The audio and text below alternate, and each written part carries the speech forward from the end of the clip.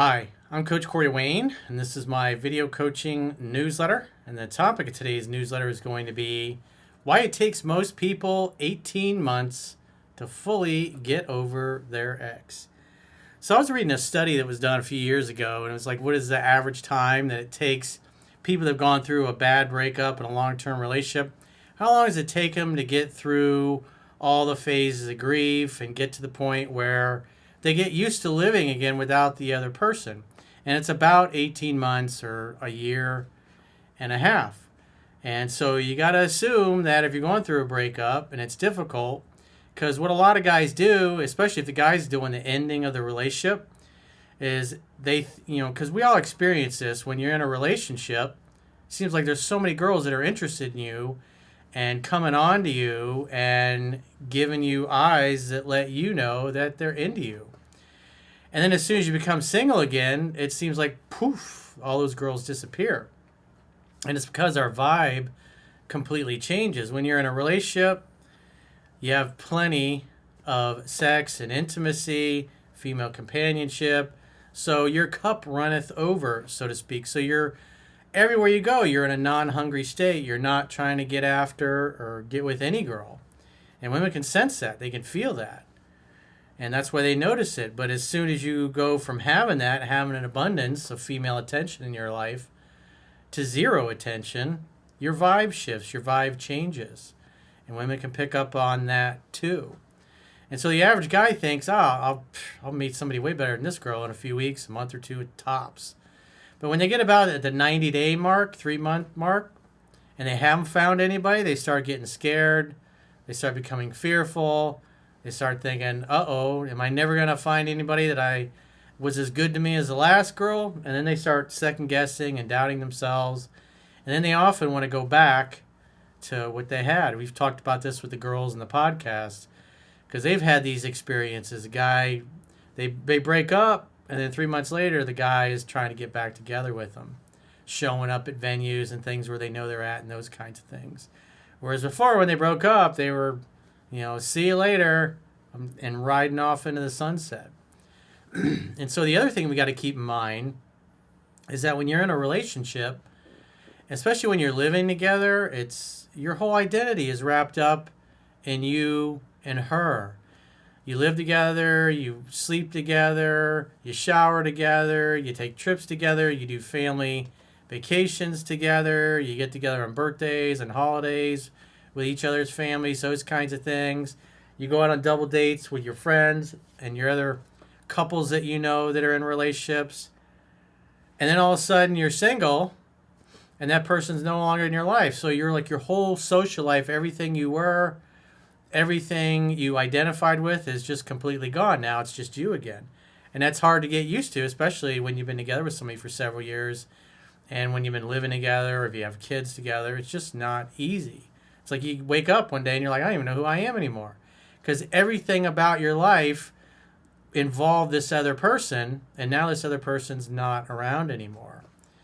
And then you think back to because usually what happens, you got friendships, guys that were close to you that maybe you hadn't talked to in a couple of years, maybe 6 months after you got serious. You just kind of slowly faded away from those friendships. Maybe those guys were still single, and then when you're in a relationship, you start hanging out with other couples. Because typically, most of the time, you're gonna double date. You're gonna go hang out with other couples. You got kids. You're gonna want to hang out with other couples that have kids. You're not gonna want to go out and party with your single guy friends, along with your girlfriend. It's just typically it doesn't happen. So people tend to fade away from each other, and then you start rekindling friendships. You start seeing friends and family that maybe you neglected in the past. You get back into your hobbies and your interests because a lot of times guys give up their hobbies, their interests. They stop going to the gym. They stopped doing all the things that made them interesting and mysterious and attractive to the woman.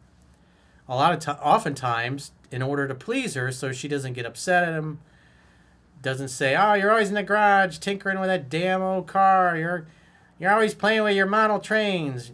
You're always on the internet. You're always playing video games." And then the guy gets sick of the nagging and he thinks, you know what? If I just get rid of this, the nagging will stop. And then she'll nag about something else. And then one by one, you give up your hobbies, your interests, your friends, And then all of a sudden you have a breakup and you're like, I don't even recognize myself or my life anymore. And so it takes time to reestablish yourself. It takes time to heal. And the thing with women is that women are very in touch with their emotions and their feelings. And so it's much easier and much more natural for them to grieve, to suffer through it, to cry, hang out with their girlfriends, have a cry, their parents have a cry. They feel it, they heal it, and eventually they move on. And the other thing with women is that, especially the average attractive woman, is always getting attention and interest from other men. And when they get asked out, they're like, oh, I'm married, or oh, I'm in a relationship. And then as soon as they're single, those invitations usually still keep coming, especially people they work with and that know them, know that now all of a sudden they're single. And so whereas before they were taken and they would say, no, I'm sorry, I'm in a relationship, I can't. Now all they have to do is say yes. Whereas the average guy, because he's been out of the game for several years in a lot of cases, he's got to get back to cold approaching women, talking to women, putting himself out there, being social, rolling the dice, asking for numbers, asking for dates. And so it takes time to get back into it. And the other thing is women tend to do the dumping about 75% of the time. And so by the time the woman decides to leave, she's really over it. And most guys, they don't see it coming. They'll say things like, I didn't think she was serious when she was complaining about that all the time. And then once she leaves or serves him with divorce papers, then he realizes she was serious. He can't ever find time to spend time with her and the kids. But as soon as he gets served with divorce papers, now all of a sudden he's got plenty of time to hang out with a divorce attorney and spend his money going through a divorce. So let's go through this particular guy here. He was dating a woman that, as he says, wasn't really 100% his ideal woman.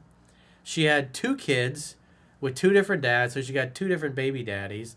And on top of that, she was ready to have a kid with him, so she's going to end up with 3 different baby daddies. So he wasn't ready for all that responsibility, wasn't ready to have a kid with her, didn't really want the full responsibility of being a stepdad to 2 different kids from 2 different dads. And so he dumped her. But he's having a really hard time moving on because, like most guys, he's impatient. He wants everything right now. And so now he's like, I just really can't get over this girl. He says, hey, Corey, I've been following your work and it's helped me a lot. I like your perspective on a tough situation I'm still grieving over. I was with a woman named Jessica who I met on the Hinge dating app, and she lives 3 hours away from me, and I'm a truck driver in the UK, and I was working in her area that day, and that's how we matched. She's beautiful, loving, and treated me really well. Honestly, the way I've always wanted to be loved. On our first date, her attraction was easily a 7. The chemistry was so strong, and she was eye-fucking me from the start. I had been practicing your material for 2 years, so I raised her attraction level pretty fast. We slept together on the second date. Remember, most women in the West sleep with a guy by the second or the third date. And if you know the book backwards and forwards and you prepare ahead of time like this guy did, when you meet somebody and she's already really into you, it just kind of happens naturally and quickly. And we went at it all day long. I did meet her in the daytime because I knew she was totally into me. The problem is, again, everything's not set in stone. Problem is, she has 2 kids by 2 different fathers, and I want to start my own family.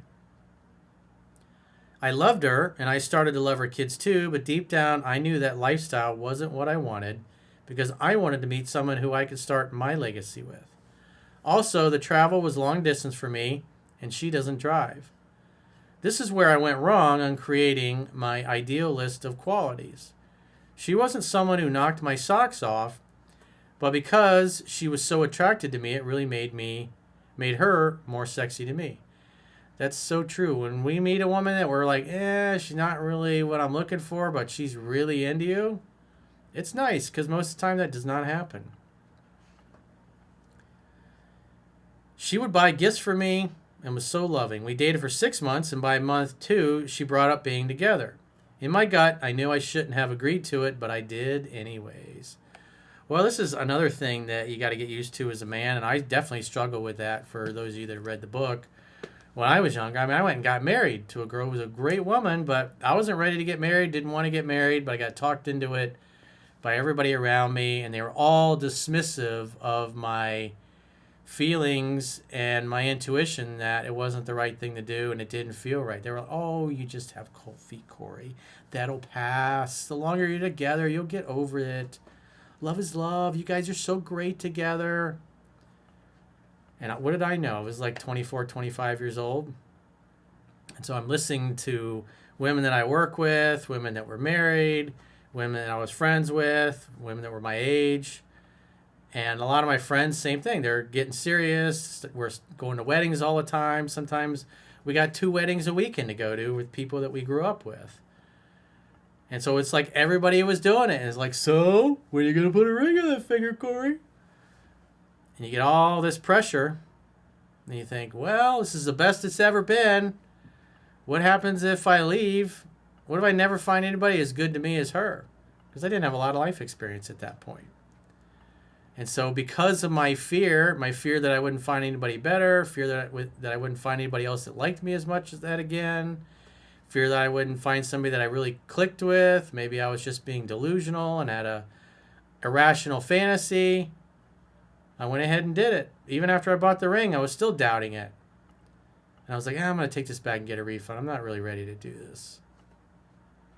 But I kept getting talked into it, and I eventually talked myself into it. And then I was like, oh, you know what? We'll get engaged. We can be engaged for a couple of years. As soon as I got engaged, her mother just put the hammer down and planning the wedding and planning the date. And it was like, holy shit. I didn't really have much of a choice anymore. So I just kind of went along with it. And then after about a year, I realized that I needed to do what my gut was telling me to do. And so when I was younger, I didn't really trust that because I was full of fear and I had no life experience. I certainly didn't have anybody in my family or my peer group that I knew that I could go to that really understood this and could give me some good advice and talk some sense into me. Because everybody I talked to about it was just telling me, oh, you just got cold feet. Oh, that'll pass. Don't worry. It'll be fine. And it wasn't. I was like, but it's not inside. It doesn't feel right. I don't feel like I want to get married.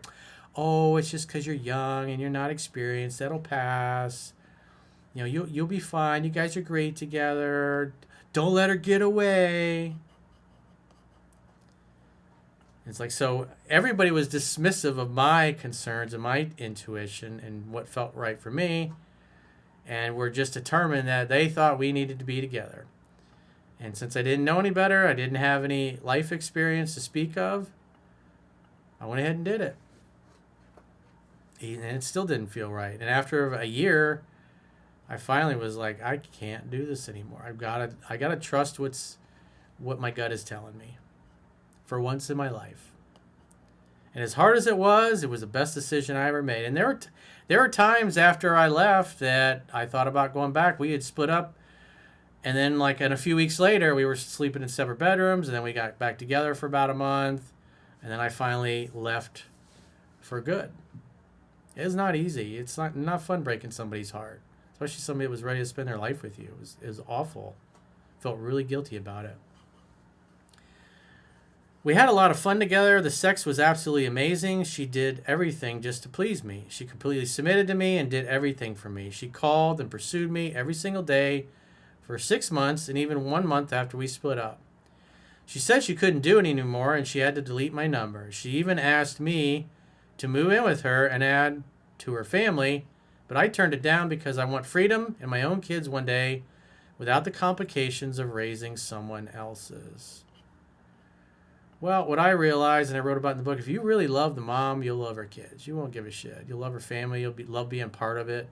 Like my girlfriend that had the daughter, it's like she had a big family. It's like during Thanksgiving, they would meet in a park. And there'd be like 150 people here. It was like everybody would bring something. And the kids would be playing. All adults are hanging out, drinking, having fun together. Maybe a little bit of smoking away from the adults because there were a lot of family that were in law enforcement. And they didn't like it when we would do those things. So we would go over in the bushes or whatever and do it away from them. And but it was great because I never got to see a family that was close like that. My family growing up was like they fucking hated each other, and during the holidays there was always somebody feuding and bickering and not getting along and bitching happen. And here it's like I'm a part of this family, and they all loved me, and there were a bunch of really cool people, and it was a great gift to be able to be a part of a family like that and see what a close family is really like. Because most of the time the family hung out together. They had outside friends and stuff, but the brothers hung out together, the sisters, the nieces, nephews. It was just every weekend. It was a bunch of us from the family and all the kids, just because you got little kids, you got to keep the kids entertained. Adults want to be able to blow off some steam after a long week of work. And you're cooking together, you're grilling out together, you're always at somebody's house, the kids are playing in the pool. The adults are watching them, make sure nobody gets hurt, or, you got to keep kids safe. And you're just trying to enjoy your life. It was a lot of fun. It was a great gift. I didn't have anything like that growing up. I didn't see that. And I learned a lot from it. And it really taught me the value of family and what a good family looks like. Because, again, I didn't see an example like that in my own life. So it changed my life. It was one of the best experiences I ever had. I wouldn't be the man I am today without it. So I walked away in March, and logically I know I made the right choice, but emotionally I still miss her a lot. Some days I feel strong, other days I want to call her, and I've been approaching women and proving myself, but her memory still lingers. She got in touch with me in June, which are 3 months since I walked away from our relationship. I never saw these messages in June and had no clue. I messaged her in July because I really missed her, and we got close again. She was calling me every day, and I lost my center, and I asked her if she wanted to go on a date. She asked me, "What are you looking to get from it?" And I said, I wanted to make it right with her. After I said this, I had the gut feeling of guilt that just came over me. Yeah, so you hadn't met anybody in 3 months. You're at that's what I say. You get about 90 days, and then you start freaking out like, oh my God, what if I did the wrong thing? What if this was the love of my life? I got to get her back. Corey, help me. But the reality is you weren't that into it. And the right thing to do is to move on. But when you don't have a lot of experience, you don't have a lot of choices yet, you haven't experienced the abundance mentality, you're probably going to want to try to go back. And that's exactly what he did. He got right at 90 days, and then he went back to her. But right away, all the things that turned him off about her, they're still there. I missed her, but I knew it wasn't right. The next day, she came to me with all the things she wanted from me. She said, if you really want this, then you would consider moving in with me and my boys. When she asked this, I felt this weight on my shoulders because I knew it wasn't fully what I wanted. I suggested that we should go on a date first and let things flow, but she was saying that she wanted me to move in and I didn't feel right about it. It's a lot of pressure. I had to tell her once again that it's not what I'm looking for, and she got upset again. She said that she can't speak to me no more because she needs to heal and that she can't move on with me in the picture. It's been a month since we talked, and it's been really hard letting this one go. Well, the honorable thing to do is actually let her go, because you went back to her, and everything that you didn't like about her that turned you off, it's still there. She didn't become a different person. But what happened was you didn't find anybody quick enough, and so you were ready to give up, and you started looking at the past through rose-colored glasses, and then you started hanging out with her again, and you got reminded of all the reasons why you left, and then you dipped a second time. So you broke her heart a second time, which is not a nice thing to do. He says, my question is, how do I fully get over her and untangle my heart so I can give my love to the next woman without holding back? Well, be disciplined, number one. Let her go. If you really love somebody and care for them, you want them to be happy, even if it's not with you. And so the longer you stay with her, the more you're keeping her from the right guy, from who she needs to be with, and a guy who would probably love to be a stepdad to her kids. Maybe he's got his own kids and they'll have a blended family together or whatever. But it's not right, and it's weakness to keep going back to her because you're basically bitching out on finding somebody that you really want to be with. And so the best thing that's going to help you get over this is meeting somebody new, somebody that knocks your socks off and feels the same way about you. This woman obviously cared for you, but you didn't feel the same way on your side. And so you got to keep moving. You got to keep searching. It's like, what if it takes 2 years? What if it's 5 years before you meet the right person? It's like you got to take your time and you got to go through the process. You got to learn what's in the book. And like I said, all it takes is one look from one girl. You never know. You could be at the grocery store, checkout line, and then you turn around and there's the most beautiful thing you've ever seen in the world looking at you and smiling at you with the prettiest eyes and the most amazing figure you've ever seen. And the more you waste your time with somebody that deep down you know is not right for you, the more you're going to delay that event happening. And so your goal should be to learn the book and to apply it and to go out on enough dates so you master what's in the book. So when you do meet the right girl, you don't fuck it up and talk her out of liking you like most guys tend to do and like I used to do, as I obviously wrote about in the book. So it just takes time and repetition, dude. I know the last thing you want to do right now is move on and date, but you got to put yourself out there and you got to make the effort, because inaction breeds fear and doubt. Taking action breeds confidence and courage. And what it looks like is you're not really doing anything to help yourself move on. Yeah, you're not with this girl anymore, but it doesn't look like you're really talking to and approaching other women and getting involved and acting like a guy who's trying to meet somebody new. It's like you're kind of sitting on your butt thinking that eventually the right girl is just going to come over and knock on your front door and say, hey, I'm here, I'm your soulmate. It doesn't work that way. You got to get out there and circulate. You got to get to a happy place in life where you're excited about life, you're proud of your life, and you're excited about the future. So if you got a question or challenge and you'd like to get my help, go to understandingrelationships.com, click the coaching tab at the top of your screen on any page of my website, and book a coaching session with yours truly. If you haven't already signed up for our exclusive premium members only content, in the video description of this video, there are links to join on YouTube, or you can join on Spotify, or our website, understandingrelationships.com.